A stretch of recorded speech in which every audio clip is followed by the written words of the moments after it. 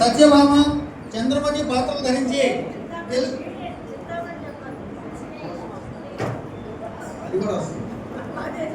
తెలుగు ప్రేక్షకుల హృదయాల్లో నిలిచిపోయారు.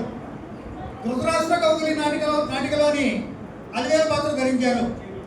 ఈ నాటిక 23 సార్లు ప్రదర్శించగా 22 సార్లు బెస్ట్ యాక్టర్గా రత్నశ్రీ పురస్కారం అందుకున్నారు. వీరు నటించిన అన్ని పాత్రల్లో చింతామణి పాత్ర బహుళ ప్రాచుర్యం ప్రజాదరణ పొందింది. చింతామణి పాత్రను ఇప్పటికీ 2000 పైగా ప్రదర్శించడం విశేషం. నంది నాటకాల్లో శ్రీనివాస కళ్యాణం నాటకంలోని ముగుళమాలిక పాత్ర పోషించి ప్రసిద్ధులయ్యారు. హైదరాబాద్లో ప్రదర్శించినటువంటి నాటికకు నంది బహుమతి లభించింది.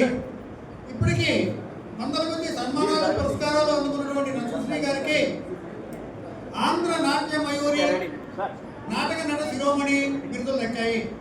ఉభయ తెలుగు రాష్ట్రాల్లో చింతామణి అనగానే రత్నశ్రీ, రత్నశ్రీ అనగానే చింతామణి గుర్తొచ్చే విధంగా వీరు నటించడం మనందరికీ గర్వకారణం.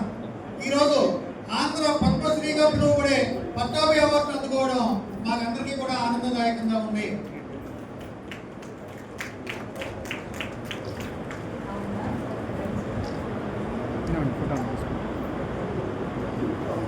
ఓకే, రెడీ అండి.